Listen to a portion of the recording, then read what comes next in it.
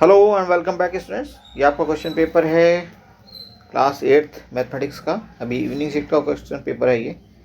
तो अब हम इसका देखेंगे डिटेल्ड सॉल्यूशन।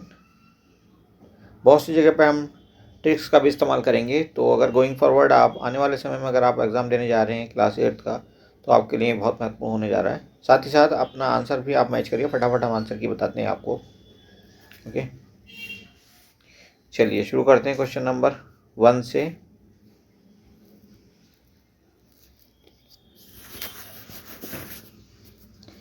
पहला प्रश्न कहता है निम्न में से कौन सी संख्या पूर्ण वर्ग है। पूर्ण वर्ग मतलब जिसका पूर्ण तरह से वर्गमूल निकल सकता है, जिसका आंसर जो है पॉइंट में नहीं आने वाला। तो ये आपका पूर्ण वर्ग है 225। किसका वर्ग होता है? ये 15 का वर्ग होता है। ठीक है जी, 15 गुणा 15 करके निकालते हैं हम, 225 ऐसा आता है। उसके बाद दूसरा कहता है 7 मीटर त्रिज्या वाले बेलन का वक्र पृष्ठीय क्षेत्रफल 660 वर्ग मीटर है, इसकी ऊंचाई क्या होगी।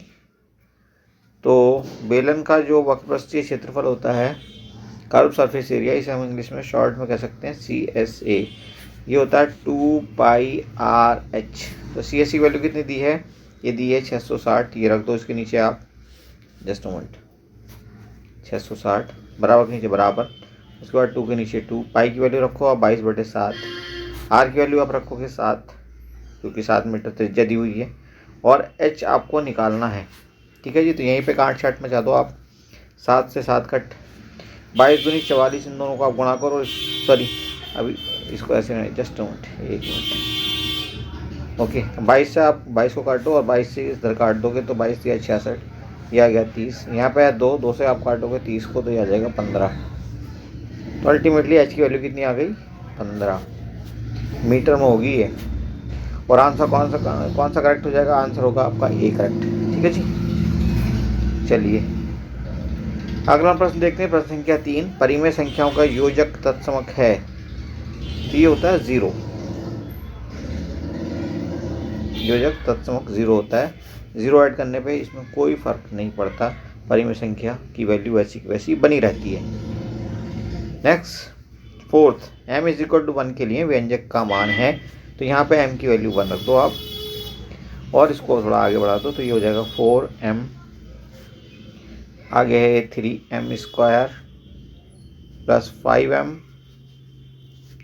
ओके, और प्लस -7, ये है आपके पास। तो इसको आप आगे बढ़ाओगे, m की वैल्यू 1 रखोगे तो ये 4 ही रह जाएगा। इंटू 1 करो, कोई फर्क नहीं पड़ेगा। अंदर देखो, इंटू 1 का स्क्वायर होगा प्लस 5 -7। ठीक है, यहाँ भी m है लेकिन इससे 1 ही आएगा मल्टीप्लाई में, तो इससे कोई फर्क पड़ने वाला नहीं है। तो आप कह सकते हो यहाँ पे 3, यहाँ पे 5, यहाँ पे 7, और बाहर तो 4 है ही है, बाहर 4 ही रहेगा। लेकिन ब्रैकेट का जो मान ओवरऑल आएगा वो 5 3 8 -7 मतलब 1। तो इस तरह से आपका आंसर हो जाएगा 4, और ऑप्शन पहला आपका फिर से करेक्ट हो जाएगा। क्लियर है? अगला प्रश्न देखिए, एक्स अक्ष पर समय दर्शाने के लिए पैमाना प्रयोग क्या किया गया है, ये बताना है आपने। तो यहाँ पे आप देखोगे ये एक्स एक्सिस है, और इस एक्स एक्सिस पे आपने दिखाया है क्या? समय।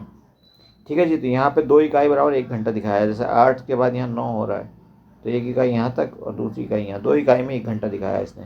तो ऑप्शन डी आपका आंसर बन जाएगा। नेक्स्ट, ये इंग्लिश वर्जन है, तो कोई अगर इंग्लिश मीडियम का बच्चा है, उसे कोई दिक्कत है तो कमेंट करे, उसके लिए अलग से वीडियो हम बना देंगे। ठीक है जी, बाकी तो आप आंसर मैच कर ही सकते हो। अगर समझने में कोई दिक्कत है तो कमेंट ज़रूर करना। उसके बाद 6 सवाल कहता है, पहले का 6, कि ये आपको कोई सवाल दिया हुआ है और यहाँ पे सार्व गुणनखंड पता करना है। मतलब जो इसके 3 पार्ट हैं सवाल के, एक ये है आपका, दूसरा आपको यहाँ से यहाँ तक है, और तीसरा ये है। इन तीनों में ऐसा क्या गुणनखंड है जो सबके पास है? तो ये है आपका 6AB। तो ऑप्शन ए करेक्ट है आपको फिर से। उसके बाद देखिए यहाँ पे इसका मान अगर रूप लिखेंगे तो 8.46 हो जाएगा ये, 8.46। अब यहाँ से 2 स्थान दशमलव अंदर भेजा है तो इसकी पावर बढ़ जाएगी, तो ये पावर हो जाएगी 9, 10 की पावर 9, 8.46 के साथ। तो ये हो गई ऑप्शन सी करेक्ट। 8वां देखिए, 64,000 का घनमूल निकालना। 64 का वर्ग घनमूल कितना होता है? 64 का होता है 4, और ये 64,000 है, तो 1,000 का घनमूल कितना आएगा? 1,000 का 10 होता है, तो 4 × 10 मतलब 40 आपका आंसर होगा, और ऑप्शन डी करेक्ट हो जाएगा। 9वां कहता है x का मान जो रैखिक समीकरण को संतुष्ट करता है। तो आप यहाँ पे 1 रखो x का मान, तो ये हो जाएगा 2 - 3 लेफ्ट साइड में, और इधर भी अगर 1 रखोगे तो 1 - 2, यहाँ से कितना आएगा -1, और इधर से भी कितना आएगा -1। इसका मतलब ऑप्शन ए करेक्ट है। फिर से 10वां प्रश्न, घातांक के रूप में का मान है, देखिए पावर बदल रही है सिर्फ, और बेस एक जैसा है, -4 यहाँ भी है, -4 यहाँ भी है, तो पावर जुड़ जाएगी, तो -4 की पावर कितनी हो जाएगी 4, और इधर से आएगी -10, 4 - 10 मतलब -6, तो -4 की पावर -6 आपका आंसर है, और ऑप्शन कौन सा करेक्ट है, सी। 11वां, 12 और 13 के बीच प्राकृत संख्याएं, नेचुरल नंबर पता करने हैं हमने, के वर्ग के बीच, वर्ग के बीच, दो संख्याओं के वर्ग के बीच कोई संख्या n है और दूसरी संख्या उसके साथ n+1 है। इन दोनों संख्याओं के वर्गों के बीच जो प्राकृत संख्याएं होती हैं, नेचुरल नंबर होते हैं, वो होते हैं 2n के बराबर। तो n का मान यहाँ पर कितना दिया 12, और n+1 का दिया है 13। 12 के हिसाब से आप देखोगे तो ये हो जाएगा 2n मतलब 24, और आंसर सी करेक्ट है। उसके बाद z² - 4z - 12, यहाँ पे इसके गुणनखंड निकालने हैं, तो जी इसको ऐसे रखा रहने दो आप, z² - 4z - 12। अब यहाँ पे देखो क्या है, एक है, एक दिखता नहीं है ना यहाँ पे लिखा हुआ, तो 1 × 12 मतलब 12। अब 4z को आप इस ढंग से तोड़ो ताकि इसकी वैल्यू भी ना बदले, और जो भी टुकड़े मिले उनका गुणनफल 12 हो जाए। तो हम लिखेंगे 6z + 2z - 12, और यहाँ क्या है z², यहाँ पे z कॉमन ले लो तो ये आ जाएगा z - 6, और यहाँ पे 2 कॉमन ले लो तो ये आ जाएगा z - 6।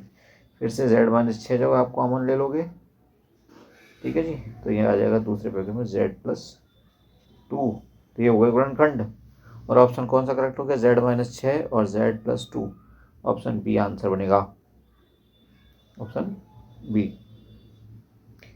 नेक्स्ट देखिए, खंड खा में आ गए हम। 2 से 7 अति लघु उत्तरीय प्रश्न है, प्रत्येक प्रश्न 2 अंक का है।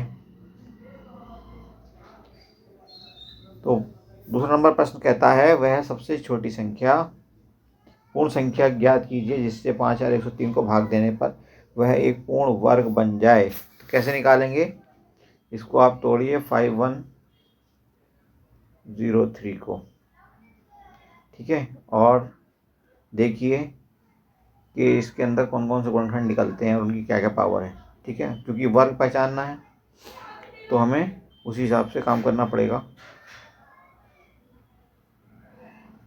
देखो 7 से अगर इसको भाग दें तो ये आ जाएगा 7 × 7 = 49, 2 0, 7 दूनी 14, 6 3 7 9 63, 729। फिर से अगर आप देखोगे तो ये किसका वर्ग है, 729 27 का है ना, तो आप ऐसे भी लिख सकते हो 27 × 27, मतलब 27 तो पूर्ण वर्ग के रूप में मिला, लेकिन 7 एक्स्ट्रा है, 7 को खत्म करने के लिए क्या करेंगे, 7 से भाग देना पड़ेगा, तो नंबर क्या है वो 7, जिससे इसको भाग देंगे तो पूर्ण वर्ग मिल जाएगा। डन। इंग्लिश वर्जन,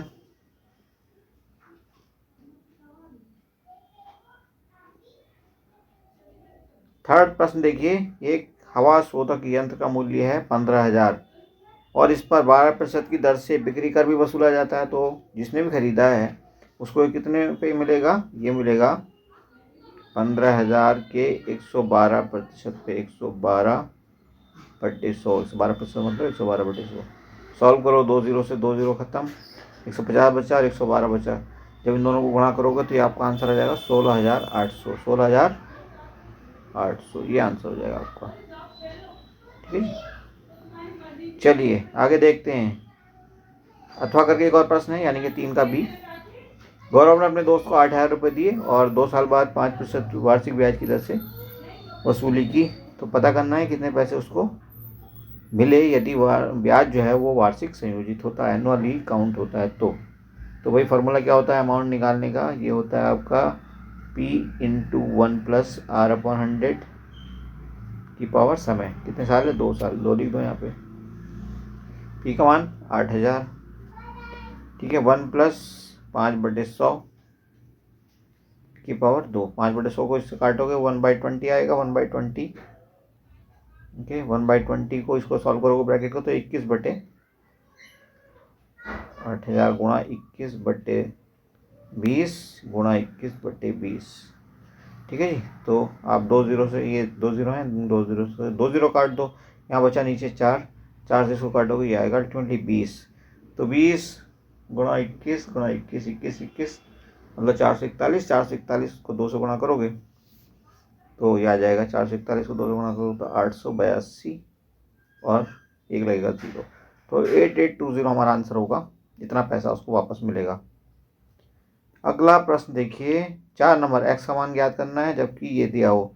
तो फिर से बेस देखो 7/5 है हर जगह, पावर्स को आप ऐड करिए और ये हो जाएगी पावर पहले दी हुई है 7/5 की पावर -5, तो यहाँ पर लिखो -5 और दूसरी दी है -11 और इधर देखोगे तो ये है 4x पावर।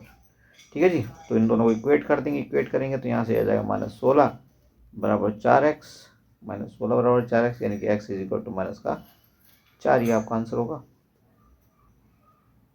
ठीक है। नेक्स्ट 5 नंबर कहता है यदि एक व्यंजक दिया हुआ है ये और इसको भाग देना है इससे, तो हम कह सकते हैं कि व्यंजक आपका ये दिया हुआ है 5x² -80 और इसको भाग किससे दिया है, इसको दिया है भाग 5x और ब्रैकेट में x + 4 से। तो पहले ऊपर वाले को देखो क्या कर सकते हैं हम इसके साथ, 5 को बाहर ले लें, 5 को बाहर ले लिया हमने और x भी लगा दिया उसके साथ, अंदर रहा हमारे पास x² - 20 सॉरी 16 x² - 16 और नीचे क्या बचा, नीचे जो है वो वही रहेगा 5x × x + 4 ब्रैकेट क्लोज। तो 5x से 5x ख़त्म। ठीक है जी। अब बचा क्या हमारे पास x² - 16/x + 4। आपको पता है ये भी स्क्वायर है, ये भी स्क्वायर, दोनों स्क्वायर हैं। a² - b² वाला फॉर्मूला लगा दें, क्या मिलेगा फिर हमें। चलो पहले इसको थोड़ा स्पेस बना लेते हैं। अब देखिए इसको थोड़ा सा आगे और सॉल्व करें अगर हम, just a moment.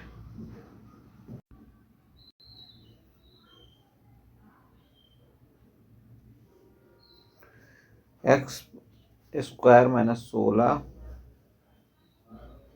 Upon x + 4 ये मिला हमें फाइनली। अब इसको आगे हम अगर करें a² - b² से खोलें इसको तो a + b मिलेगा पहले ब्रैकेट में यानी कि x + 4, दूसरे ब्रैकेट में x - 4 हो जाएगा और नीचे क्या मिलेगा, x + 4 ऑलरेडी है नीचे, तो ये ब्रैकेट इस ब्रैकेट से पूरी तरह कट जाएगी, अल्टीमेटली आपको x - 4 मिलेगा और यही आपका आंसर होगा, ये आंसर होगा। ठीक है जी। ओके, भाग नहीं करने के बाद उसके बाद छठा कहता है प्रश्न, एक समचतुर्भुज रोम्बस की बात हो रही है, का क्षेत्रफल दिया है 240, एक विकर्ण की लंबाई भी दी है 30 सेंटीमीटर, दूसरा विकर्ण पता करना है। तो भाई रोम्बस का एरिया ऑफ रोम्बस बराबर होता है 1/2 और अगर विकर्ण दिए हैं तो d1 × d2, दो फॉर्मूला होते हैं इसका क्षेत्रफल निकालने के लिए, एक ये है। तो इसी में रखो क्षेत्रफल कितना दिया है 240, यहाँ रखो एक ही जगह 240, 1/2 ऐसे ही रहने दो, d1 कितना दिया है 30 और सपोज d2 हमें निकालना है। तो अब काट छाट मचा दो, 2 से काटोगे इसको 15 आ जाएगा और 15 से आप इसको काटोगे तो ये आ जाएगा 16। तो d2 का मान कितना हो गया 16, सेंटीमीटर में चल रहा है सब कुछ तो ये होगा सेंटीमीटर में ही। और नेक्स्ट प्रश्न है प्रश्न संख्या 7, डिस्ट्रीब्यूटिव लॉ पे बेस्ड सवाल है ये हमारा। और डिस्ट्रीब्यूटिव लॉ क्या होता है हमारा, कहीं पर अगर हमें कुछ चीज़ों से दिया है a × b + a × c, तो आप इसको कैसे लिख सकते हो, a कॉमन ले लो और b + c आप ब्रैकेट बंद कर दो। तो सेम चीज़ यहाँ पे हमें दी हुई है, ठीक, सेम चीज़ हमें दी हुई है। ओके, तो यहाँ पे हम क्या कर सकते हैं, माइनस का 6/7 कॉमन ले लेते हैं, अंदर बचेगा 2/5 और बचेगा 3/5। ठीक है जी, -1/7। अब इसको आप सिंप्लीफाई करोगे तो ये 5/5 हो जाएगा, 5/5 का मतलब होता है 1, तो अल्टीमेटली ये 6/7 और -1/7।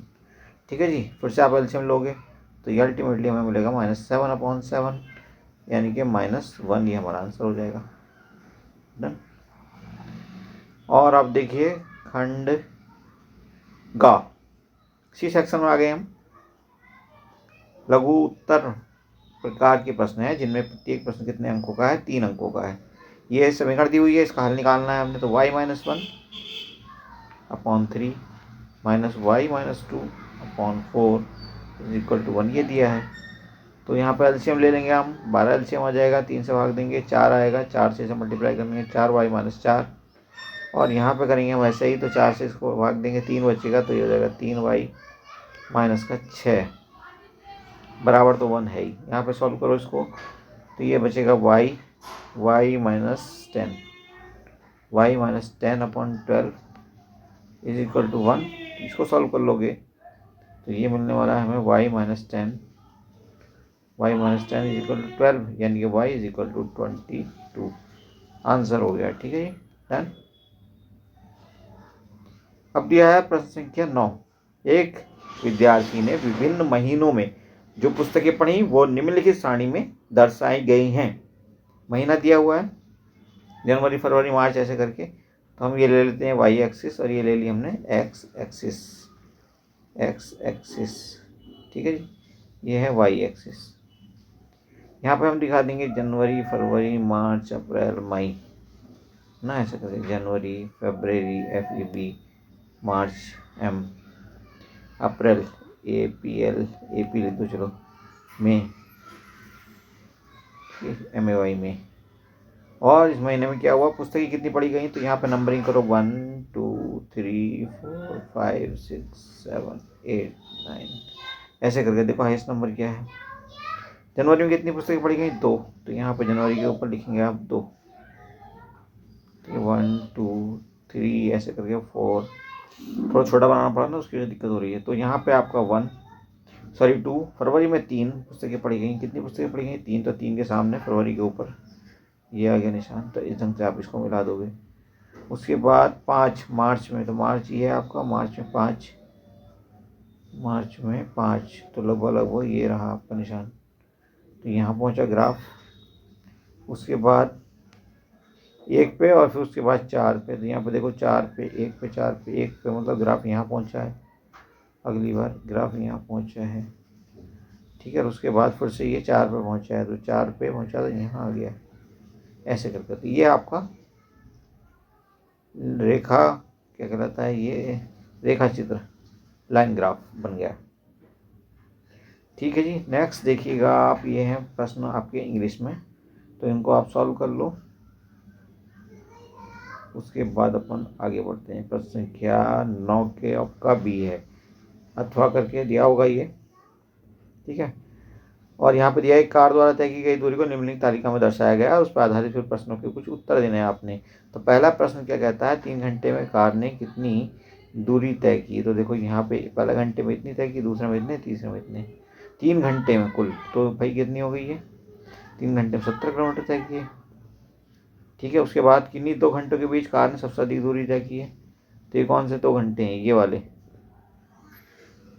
70 - 10, सॉरी किन्हीं 2 घंटों की बात हो रही है ना। तो यहाँ पे देखोगे आप इन दोनों के बीच में, तो यहाँ पे 35 किलोमीटर की दूरी तय की है, ये आपका आंसर है, ठीक है 35। उसके बाद किन 2 घंटों के बीच कार ने सबसे कम दूरी तय की है, तो यहाँ पे देखोगे आप 90 से 100 के बीच में, 90 से 100 के बीच, ठीक है जी। उसके बाद देखिए प्रश्न संख्या 10, वह सबसे छोटी पूर्ण संख्या ज्ञात कीजिए जिससे 10,584 को गुणा करने पर, फिर से हम फैक्टर पता करने पड़ेंगे, और फैक्टर पता करके हम पता लगा सकते हैं कि किससे गुणा किया जाए। तो देखो फैक्टर करने तो आपको आते ही, जब हम इसको फैक्टराइज करेंगे तो हमें मिलने वाला है क्या, ये मिलेगा हमें 2 की पावर 3 गुणा 3 की पावर 3 गुणा 7 की पावर 2, ठीक है। 7 की पावर 2 को आप देखो, अगर इसे हम गुणा कर दें 7 से, तो ये 7 की पावर कितनी हो जाएगी, 7 से अगर गुणा करते तो हम इसको 7 की पावर भी 3 लिख सकते हैं। जब 7 की पावर 3 लिख सकते हो तब ये पूर्ण घन बन जाएगा, तो इसका मतलब 7 हमारा आंसर होगा, ठीक है जी। क्या आंसर होगा हमारा, 7।